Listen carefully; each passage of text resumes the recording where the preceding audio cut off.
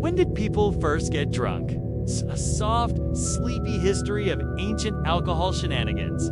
Hey everyone, and welcome to Bedtime Historian Sleepy, the quiet little corner of YouTube where history doesn't rush, doesn't shout, and gently curls up beside you like a warm blanket at the end of a long day.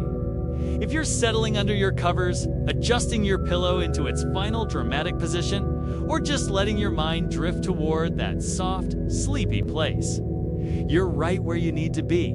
So take a slow breath, let your shoulders loosen, and let tonight's story wander in as calmly as candlelight settling across an old wooden table. And if you're joining from anywhere in the US, just stay with me for a moment. I know your day was probably loud, fast, crowded, and full of notifications you did not emotionally consent to. But this space isn't like that. Nothing jumps out. Nothing demands your attention. You don't even have to look at the screen, so don't click away just yet. Give yourself this little pocket of quiet. Let your breath slow. Let the noise soften. This is your pause, your gentle landing. It's your permission to rest while history whispers you towards sleep. Fruity cocktails or the deeply suspicious party punch your one cousin always brings to family gatherings. We're going back thousands of years to the moment humans looked at something bubbling in a pot, sniffed it, and thought very bravely, yes, I'm going to drink that. So before we begin, go ahead and dim the lights. Pull your blanket a little closer. Let your shoulders fall into that comfortable, pleasantly heavy place. You don't need to follow anything too closely tonight. Just breathe. Let the quiet settle in. Let the day fade out at the edges, because this isn't a story that demands energy or attention, or sobriety, frankly. And if you're watching from anywhere in the US, just stay with me for one soft moment. I know your day was probably loud, bright, and filled with at least 7 things that needed urgent response, even though they absolutely did not. But this space isn't like that. Nothing shouts here, nothing rushes. You don't even have to keep your eyes open. Just let the sound carry you. Give yourself permission to relax. Tonight is slow, easy, warm, like the world's oldest glass of wine.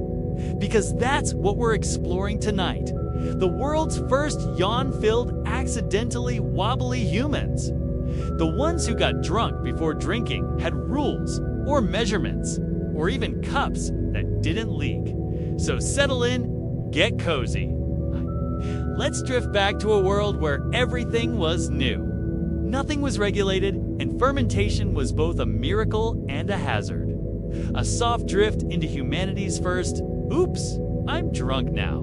Before we start imagining ancient people as noble hunter-gatherers living serene, responsible lives, let me gently interrupt that thought. Ancient people were noble in some ways, wise in others, and extremely chaotic in most. Alcohol, in particular, was not invented by careful scientists in white coats conducting precise experiments. No, alcohol was invented because someone left something in a pot too long and then decided to drink it anyway. Which, if we're being honest, is the origin story of many questionable beverages. But our earliest ancestors didn't call it alcohol. They didn't call it beer or wine. They didn't call it fermentation. They likely called it something like the sweet water, the strong water, or the water that makes Uncle fall down. It probably took them one afternoon to realize that this magical new liquid made them warmer Luderfierbiers emotional than strictly necessary, basically. The same effects humans enjoy today. But let's drift slowly into the evidence. The quiet, dusty archaeological record that tells us exactly when human beings first decided that drinking rotten fruit was a brilliant idea. The oldest drinks were not created. They happened. One of the most endearing facts in all of archaeology is that alcohol was discovered by accident, repeatedly across continents, at different times, by people who absolutely did not compare notes. Picture early humans gathering berries. They pluck them, toss them into a carved wooden bowl, forget about them for a day or two, come back, sniff the bowl, and think, well, it's not technically food anymore, but it is doing something interesting. And then, because ancient humans had the same curiosity that leads modern people to eat expired yogurt just to check, they took a sip, and the world changed. Their cheeks flushed, their bodies warmed. Their anxiety about saber-toothed tigers melted, just a little. Their jokes became funnier than they actually were. And in that moment, that single, wobbly, euphoric moment, humanity discovered a new pastime: recreational fermentation. The earliest archaeological evidence of alcohol comes from China, around 7000 BCE, where a clay pot was found containing a mixture of fermented rice, honey, and fruit. It sounds delicious, till you remember it was brewed in a pot buried under a house, at a time when hygiene was still an experimental concept. But this wasn't the only place alcohol appeared early, around 6000 BCE in the mountains of Georgia. The country, not the place famous for pecans and humidity. Early humans began fermenting grapes. They weren't making Bordeaux-Level wine, but they were making something that caused enough cheering to echo across valleys. And in the Middle East, around 5000 BCE, the first barley beers emerged. Thick, cloudy, served in large communal vats. You didn't drink from a cup. You leaned over the pot with a very long straw while trying not to fall in. It was not glamorous. It was not elegant, but it worked, and humans were thrilled. The first drunk. People, a study in chaos. Let's drift gently into a soft, warm thought. The world's earliest intoxicated individuals. No written records survive from this moment, probably because writing hadn't been invented yet. But we know enough about human nature to guess the general vibe. The first drunk person likely experienced confusion. Why is the ground softer than usual? Necessary confidence. I can absolutely outrun that aurochs. Sudden generosity. Everyone should share my berries. I love all of you. Let's form a tribe. Emotional openness. I miss my mother, and also that one rock I lost yesterday. Immediate regret. I'm never drinking fermented juice again until tomorrow. The first hangover was likely described as a punishment from the gods. Or the sun stabbed me, or my head is trying to escape my skull. Which brings us to another delightful truth. Ancient people didn't moderate. They didn't pace themselves, they didn't sip slowly, they drank until they discovered exactly how much was too much, and then they forgot that information the next time. Before we drift too far, why humans loved alcohol now? We might assume ancient people drank for fun. And yes, that was certainly part of it. But the earliest alcohol had other benefits, ones that would have made perfect. Since to ancient humans, it was safer than water. Most water sources were questionable at best. Fermentation killed many harmful microbes. So drinking beer wasn't just fun, it was survival. It had calories. Ancient beer was basically liquid bread. Thick, filling, nutritious, slightly bubbly. Medieval Moa. It helped with social bonding. Sharing alcohol created alliances, soothed tensions, and prevented someone from being clubbed over disagreements about mammoth distribution. It made ceremonies more exciting. Every ritual becomes more emotional when half the participants are lightly swaying. But above all, human beings have always loved altering their consciousness, whether through prayer, meditation kicks, dancing, gore. In this case, drinking something that smells like sadness, it's a universal impulse. So alcohol spread. Every culture discovered it. Every culture refined it. Every culture pretended their alcohol was superior, a tradition that continues today. Let's drift into ancient Mesopotamia, the first true party hosts Mesopotamia. Described as the cradle of civilization, might also be described as the cradle of regrettable decisions made after dark. Beer in ancient Mesopotamia wasn't just popular, it was essential.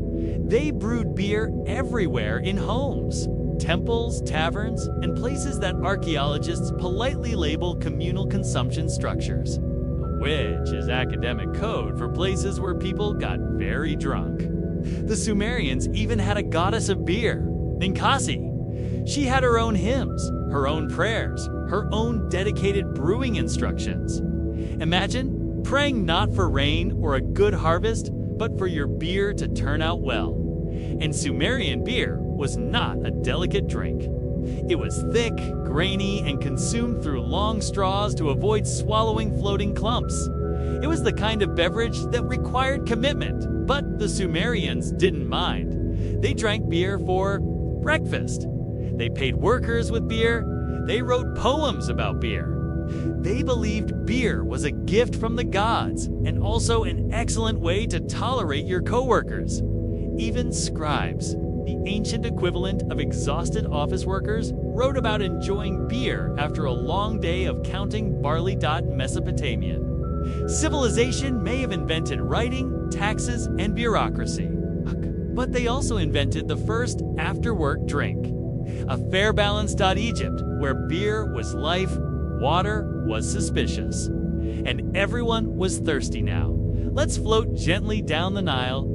Ancient Egypt adored beer. It was everywhere: homes, palaces, construction sites, funerary offerings, and sacred rituals.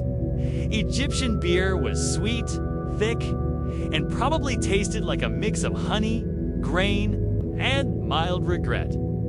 Pharaohs drank beer, priests drank beer, laborers building pyramids drank so much beer that their wages included rationed pints per day.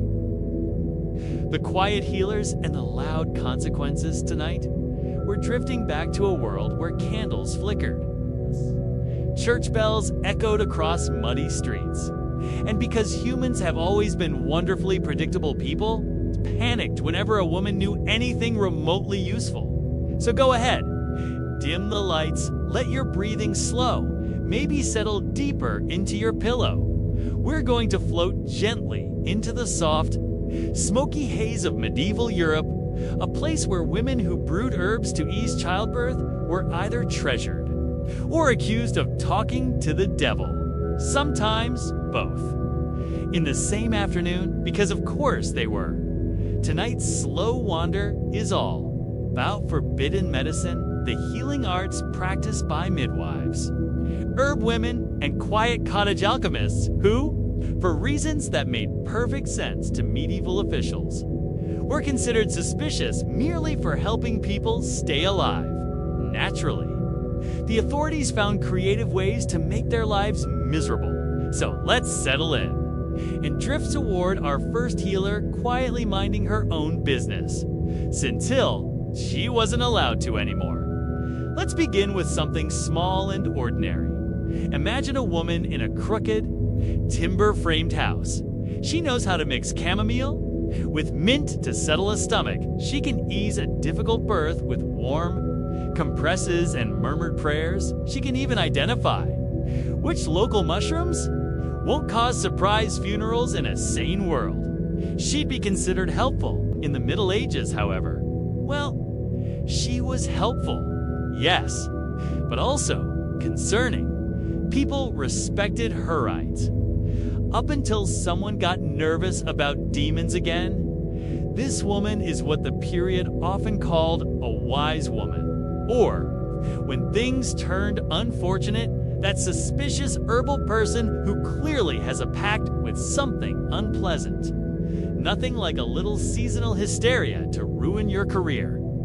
Now, you might be wondering what exactly counted as forbidden medicine. And the answer, delivered in a soothing whisper, is whatever men in authority did not understand.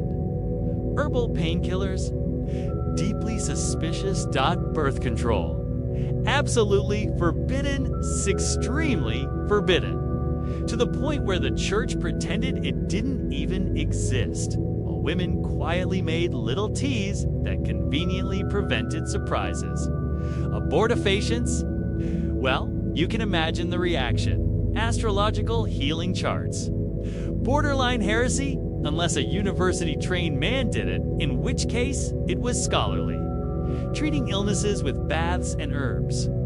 Fine for monks.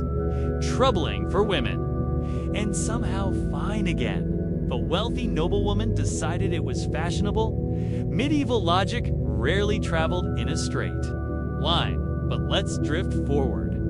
Slowly into the small punishments. The mild ones, the ones authorities liked to use when they wanted to send a message, but didn't feel quite up to a public execution because even medieval governments had lazy days. The most common punishment was something called public penance, which is exactly as embarrassing as it sounds. A healer might be required to stand barefoot outside the church, holding a candle as large as her forearm, while the local priest reminded everyone that she'd been dabbling in things she shouldn't. Sometimes she'd have to wear a woolen shiftachie, naturally paired, the sign announcing her sin. Nothing like itchy moral humiliation. It's in front of your neighbors to brighten a morning. And if the church wanted to get especially symbolic, they'd sprinkle her with holy water, as though that would wash away her knowledge of pain relief and fertility cycles. Another punishment, still light, in medieval terms, was fines. Yes, even in the 12th century. The solution to everything was charge her money. Authorities charged women for unlicensed medical practice. Even though there was no practical path for women to become licensed, it's a bit like banning someone from flying and then fining them for walking. Of course, most village healers didn't have money, but medieval courts, in their infinite creativity, accepted many forms of payment: food, cloth, chickens, and occasionally labor. Imagine being forced to scrub the monastery floor because you successfully stopped your neighbor's migraine. Truly, justice was blind and mildly absurd. But now, let's drift toward punishments that were still non-lethal, yet noticeably unpleasant. Authorities could require an accused healer to undergo spiritual correction. This meant long sessions with a priest who lectured her on obedience, sin, temptation, and most importantly, why she should stop curing people without permission. She might be ordered too fast. A soft way of saying, please deprive yourself of food until we feel you've learned your lessons. Sometimes she had to swear public oaths promising she'd never again prepare mysterious concoctions, a phrase that often meant anything stronger than warm broth. These oaths were recorded in dusty court books. Most were immediately ignored because when your neighbor's child is feverish, oaths suddenly feel very flexible. But let's drift deeper into the candlelit gloom, where the more serious punishments waited. Because medieval authorities had levels, and when they truly wished to discourage a healer, they turned to something called the strappado. The name sounds almost festive. It wasn't. This was a torture method where the accused's hands were tied behind her back, and she was hoisted into the air by a rope attached to her. Wrists, shoulders dislocated, pain blossomed. Confessions blossomed even faster, all delivered in the soothing, bureaucratic language of inquiry. Not every healer faced this. Of course, only the ones who became entangled in the ever-growing net of witchcraft accusations, a trend that spread like a very unhelpful plague. Let's drift toward this crucial point, slowly and gently in the early medieval period. Most healers were respected. Midwives especially, they were essential, indispensable. Really? Without them, Childbirth would have been even more perilous than it already was. But by the later Middle Ages, as medical universities began formalizing education for men only, something shifted. Authority over healing became institutionalized, and women, with their folk knowledge and mortar and pestle expertise, were suddenly trespassing on sacred ground. Naturally, instead of valuing this knowledge, the institutions decided the best solution was fear university-trained physicians, many of whom had never delivered a baby, accused midwives of sorcery when births went badly. This happened often because medieval medicine was roughly as effective as shouting encouragingly at an illness. So midwives absorbed the blame. If a baby was stillborn, someone whispered, perhaps she used charms. If a mother died in childbirth, which happened frequently, someone muttered, she knew too much. Knowledge, in these moments, was its own crime. Let's drift quietly toward one of the central documents fueling this. Fear, it's called the Malleus. Maleficarum, the Hammer of Witches. Written in 1487 by two men who desperately needed hobbies. The book insisted that women who assisted in childbirth were especially prone to satanic influence because, of course, it did. It described midwives as potential saboteurs of infants. 8 advised interrogations. It recommended severe punishment for any woman whose medical results offended local superstition. It wasn't a law book, but it became so popular that it shaped legal thinking across much of Europe. Imagine a late night conspiracy blog accidentally becoming a judicial manual that was essentially the Malleus. But let's not get too heated. This is bedtime history, after all, so we'll drift softly to the middle ground where punishments were harsh, but not yet fatal. The church often used pilgrimages as penance. A woman might be ordered to walk slowly and humbly to a distant shrine, because nothing says stop using herbal remedies like an 8-day hike through unpredictable weather.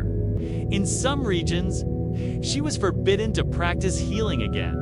Her tools were confiscated: mortar, pestle, herbs, scrolls, salves. She might lose her right to testify in court, or be placed under watch. A medieval version of probation, meaning that if anyone in her village had a cough, and she appeared concerned for more than 3 seconds, she'd be summoned back to answer for it. Even kindness became incriminating. But now we'll drift into the darkest consequences slowly, gently, with no dramatic sting. Because yes, some women accused of forbidden medicine were executed, usually under the broader accusation of witchcraft, sometimes by burning, sometimes by hanging, occasionally by drowning. It wasn't always common, it wasn't everywhere, but it was real. And it grew more frequent in certain regions after the 15th century. Execution, however, was often less about the healer herself and more about politics, fear, local disputes, or the simple medieval pastime of blaming women for things they didn't control. A failed harvest? Suspicious, a sick cow. Even more suspicious, a healer who didn't smile politely enough. Practically a confession. The logic was, as usual, impeccable, but let's not end part 1 in the flames. Instead, we'll drift to the quieter, more human side of these women's lives. Despite the punishments, despite the suspicion, despite the occasional risk of being hauled before a very stern monk, women kept healing. They continued brewing teas that soothed fevers. They delivered babies at 2. In the morning, they whispered comforting words to the dying. They tended burns, cuts, heartbreaks, toothaches, and the universal medieval problem of my entire body hurts for some reason. They didn't stop because they couldn't. Communities needed them, no university trained. Physician was going to trek through the rain to help up. Shepherd's wife deliver her 7th child. Drifting through the lives of the accusedly, sink a little deeper into the pillow. Draw the blankets up just enough. Settle into the next soft chapter of our quiet night together. We're still drifting through the candlelit world of medieval. Healers women whose greatest crime was knowing how to stop a fever or ease a birth. Tonight, we're going to float through a few lives. Gently like walking through a quiet forest of dim torches and suspicious. Bureaucrats dot women who ended up tangled in the web of forbidden medicine simply by doing what they'd always done. Let's wander over to the first of them now very slowly. As though not to startle a sleeping cat, Ald of the Ashen Pathar. First healer is not famous. Her name doesn't appear in bold letters in textbooks. If you tried to search for her, you'd probably end up with a very confused librarian. But we have a fragment, a small, brittle court record from 1321, scribbled in handwriting that resembles the hesitant scratches of someone writing during an earthquake. Her name was Ald, just Ald short. Practical, the medieval equivalent of I. Don't have time for long names. I'm too busy keeping everyone alive. Ald lived on the edge of a small English village. In a thatched cottage, leaning sideways at a concerning angle, though that was normal for the era. Her garden was full of herbs. Feverfew, mugwort, tansy, wormwood, all the greatest hits of medieval healthcare. Most of the time, people loved ALDE. She helped with migraines. She calmed frayed nerves. She could even coax sleep out of restless minds, though without any fancy Latin words for it. But then, the villager's child got sick, and though Ald tried, everything warm, compresses, herbs, even a gentle chant she learned from her grandmother, the child died. It happened often in the Middle Ages, but grief does strange things, especially when wrapped in superstition. So the mother cried out that ALD's remedies were unnatural, which, in medieval legal terms, was halfway to she's clearly the personal assistant of the devil. Suddenly, Ald found herself dragged to the manor court accused of practicing forbidden medicine. Her punishments? Surprisingly mild. At first, she had to stand barefoot in the churchyard for 2 hours, holding a large beeswax candle and wearing her finest repentant face. A difficult expression to maintain, especially when your feet are freezing. They ordered her to stop mixing certain herbs without supervision. The village priest was assigned to check on her, as though he had any idea which leaf was which. But despite the humiliation, the villagers quietly continued visiting her cottage at dusk, because no one else knew how to treat toothaches, or childbirth, or that rash caused by wool that had been accidentally stored next to the chickens. And Ald, with a soft sigh, probably thought, well, at least they're not burning me. We'll drift on from her now, letting her return to her garden, where the plants didn't care about accusations. Let's float toward France now. Cross the Channel, in a region of soft fields and suspiciously judgmental priests, lived another healer. Her name, fortunately recorded with more enthusiasm, was Jean of Brive. She lived in the 14th century, and unlike all Jean, was known for one specific specialty: pain relief during childbirth. This was both admirable and, in medieval terms, deeply alarming. You see, childbirth was considered a divinely mandated ordeal. Women were expected to suffer through it. It built character, apparently. Anything that eased that suffering was suspiciously close to interfering with God's lesson plan. And Jean, well, she was very good at easing pain. Too good, she used warm oils, soothing herbs, murmured prayers, songs, and a rhythmic breathing technique that she absolutely did not invent. Women had been doing it for centuries. But Jean was the unlucky one who got confident about it. People whispered that she took the pain away.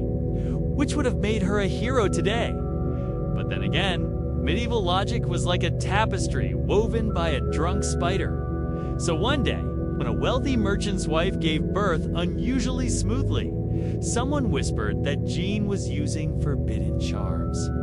Not herbs, charms. This was enough to summon the bishops. Court Jean was interrogated firmly, repeatedly, and with many long pauses for its dramatic effect. She was accused not only of forbidden medicine, but also of using incantations not approved by the church, which was medieval shorthand for she said something we didn't understand. So now we're nervous. Her punishment was pilgrimage, a long walk. From Brive to ROCAMADOUR.barefoot. If you've ever walked across medieval France barefoot, you'll understand why this was considered PENITENTIAL. If not, imagine gravel, sticks, wet earth. A surprising amount of pointy things that seem to exist solely to make you question your life choices. But Jean survived. She walked, she returned, and she kept practicing quietly. It's time, more whispers, fewer songs. The same steady hands. Even forbidden medicine has its soft rebellions. Now let's drift north to the Low Countries' flat fields. Quiet canals, and a woman named Ligebeth Hendricks lived in the late 15th century. If Ald was the village herbalist and Jean the midwife, Ligebeth was the local miracle of inconvenience.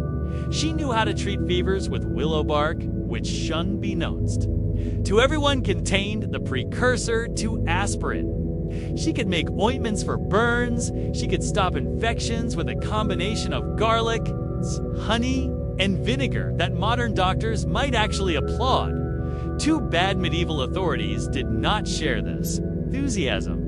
Ligebeth treated a local official's wife successfully, which, ironically, is what caused the problem. The official declared her too skilled, which made him uncomfortable. A woman with knowledge was considered as dangerous as a horse with opinions, so Ligebeth was summoned before the local court. Her charge? Practicing medicine without a license. Her response? I didn't know there was a license. This was not the clever retort she hoped for. The court fined her an amount equivalent to 2 months' income, essentially a medieval version of "we can't stop you, but we can make you very poor." She lost her herb stores. Her equipment was confiscated. Her books, which she could barely read, were taken for inspection, then never returned. For a while, she stopped practicing, but illnesses continued. People begged her quietly, and Ligebeth practical, stubborn, unlicensed returned to her work. She healed until she died in her 70s. A remarkably long life for the period. Perhaps the herbs were working? Let's drift now into something more complicated. Because not all accusations came from fear alone.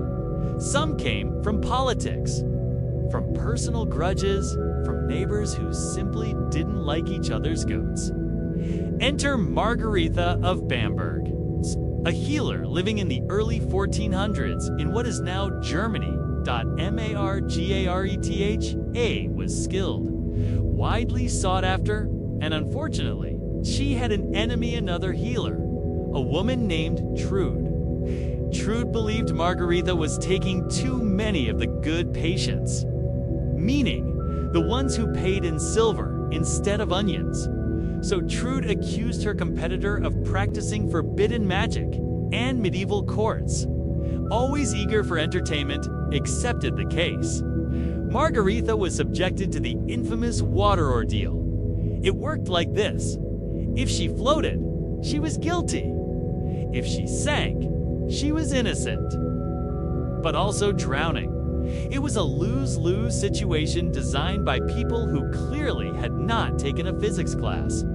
Margaretha floated barely enough for suspicion, but rather than sentencing her to death, the court settled on a middle ground punishment. Public shaming. Margaretha had to walk through the town square wearing a garment inside out. carrying a wooden spoon, and reciting a confession she didn't believe. Afterward, she was banished from practicing mysterious cures. But she moved 3 villages over, continued healing under a different name. Medieval women were resourceful like that. Let's drift toward the monasteries now, because even convinced those peaceful sanctuaries of prayer and slightly stale bread had their share of medical controversies. Inside a 13th century convent in northern Italy, Lived's Sister Agnes of Serravalle, she worked in the infirmary. She mixed herbs, she treated nuns suffering from respiratory ailments caused by a combination of cold stone walls, smoky candles, and the general ambience of eternal damp. Agnes was good at her job. Very good, too. Good. Her problem began when she prepared a tonic that cured a visiting noblewoman's persistent cough. The noblewoman's physician, an expensively educated man who had misdiagnosed her 4 times, declared that Agnes must be using forbidden methods. Because of course he did. The bishop's office opened an investigation. Agnes was accused of mixing herbs with intent beyond her station. A lovely phrase that meant absolutely nothing. Her punishment was internal. No speaking for 3 months. No mixing herbs, and no visiting the infirmary. A silence fast and enforced stillness. For a woman whose hands were always moving, must have been its own kind of suffering. But she served her penance, returned quietly, and resumed her work. Because people kept getting sick, someone needed to help.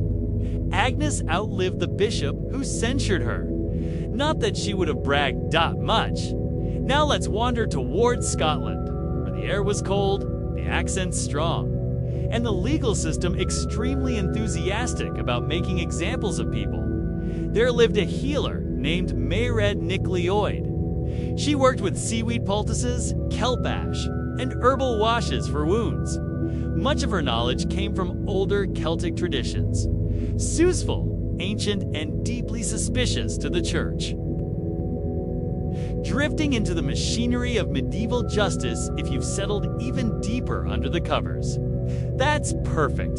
Tonight, we're gliding into the slow-turning gears of medieval justice, the kind that creaked, rattled, and occasionally fell apart entirely, but still insisted on deciding whether a healer was godly or dangerously competent. We're still moving softly, no rush, like wandering through a long corridor lit by wavering torches, their shadows stretching out like very tired cats. Let's pick up where we left off, with women whose medical knowledge put them at odds with courts. Priests, aldermen, bishops, suspicious neighbors, and most dangerously, the emerging legal structures of Europe. Because nothing says, sleep well like a meandering dive into medieval bureaucracy. The medieval court, where logic went to take a long nap. Let's float gently into the average medieval court. Picture a wooden bench, few men in robes that haven't been washed since the last solar eclipse. Clerk dipping a quill that squeaks just loudly enough to be annoying. These courts were inconsistent. One day, they might shrug and say, greater than well, she meant no harm. And the next, they'd decide greater than she cured a fever too efficiently. Clearly, she meddles with dark forces. It's dependent on the judge's mood, the weather, local gossip whose cow had died recently, and whether the priest had slept poorly. This instability created a sense of quiet dread. Women never quite knew which remedy would be the one that tipped a jury from "that's helpful" to "that sounds suspiciously devil adjacent." Naturally, the line between the two was never written down. Too much work. Let's drift into the punishments themselves. We've already touched on shaming rituals, fines, pilgrimage, and the occasional water ordeal of scientifically questionable design. But medieval authorities adored variety. They had a whole menu of punishments available. like a buffet of unfortunate options. Let's explore them slowly, gently, one soft fiasco at a time. Punishment. The penance walk this was popular across Europe. A woman accused of forbidden medicine might be ordered to walk through the streets. Carrying a candle larger than her dignity, she often had to wear a shift-thin. Simple, symbolic of humility, no embroidery allowed. Embroidery was apparently, too. Confident, sometimes she walked barefoot. Sometimes, she walked behind a priest chanting psalms in a tone suggesting he'd rather be anywhere else. The goal: public embarrassment. But the result? Most villagers felt sorry for her and likely handed her bread afterward, which is probably not what church officials intended. Punishment? Confiscation of tools. This one was deceptively simple. Authorities would gather up everything remotely medical in her home. Jars of Herbshire, mortars, and pestle-dreed roots, bundles of lavender and sagittarius powders, which were often just crushed nettles. Written remedia sand occasionally. Her cauldron, tragically, was usually the most expensive item a woman owned. Losing it would be like losing your entire kitchen in one swoop. But still, officials marched it out of her home triumphantly, as though capturing the world's least dangerous dragon. Afterward, if you wanted to cook stew, you had to borrow a pot from your neighbor, which probably annoyed everyone involved. Taking these were solemn. Public statements that essentially said, "I promise not to treat illness in ways that make anyone nervous." The woman would place her hand on a gospel, speak an oath aloud, and be warned that breaking it might result in fucked. You guessed it. More oaths, more fines, or something dramatically termed God's wrath. Often. She broke the oath within a week because people kept getting sick, and when a child has a fever, the oath suddenly feels less important than the child. Even the courts knew this, but they enjoyed making her swear anyway. Control disguised as ritual.medieval. Authorities were very fond of that. Punishment? Temporary exile, one of the softer punishments. Though still inconvenient, a healer might be forced to leave her village for a month, a season, or even a year. She'd pack a bag, walk along a dusty road, again settle temporarily with relatives or generous strangers. But exile rarely stuck. Villagers needed their healer. They sent word. Could you come back? Agnes has that cough again. And the exile ended quietly. Unofficially, no one reported it. The officials didn't check. This was medieval bureaucracy at its finest trials, enforced with great enthusiasm until reality gently tapped them on the shoulder. Punishment. The stocks, yes. The wooden device where your head and hands or feet were locked in place. Healers could be placed in the stocks for a few hours or an entire day. Children threw pebbles. Neighbors brought bread. Dogs wandered by and sniffed. DISINTERESTEDLY. Stocks were more about humiliation than pain. A medieval version of sitting in a timeout chair, but with worse posture because nothing helps. Dangerous medical practitioners? Reform like mild spinal discomfort. Punishment. Whipping, thankfully rare, but documented. Usually a few lashes. Delivered with a thin birch switch. Enough to sting, not enough to leave a message officials always claimed it was for her soul's benefit, a phrase medieval authorities loved to use when doing anything unpleasant. The irony? Many of these women had probably helped the very same officials' families during illness. Truly.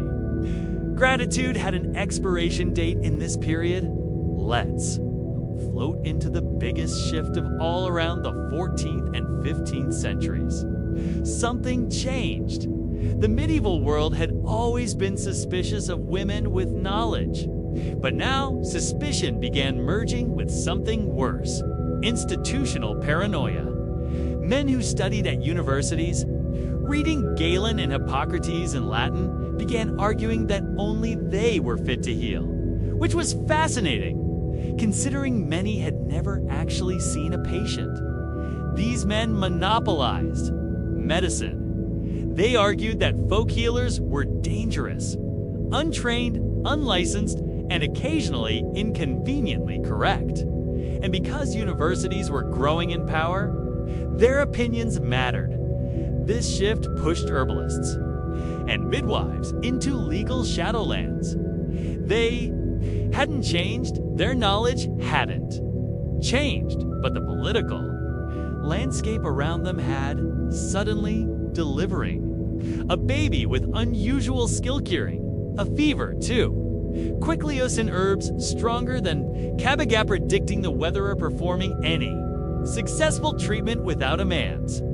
Oversight became grounds for suspicion, forbidden. Medicine wasn't forbidden because it didn't work. It was forbidden because someone else wanted control of it.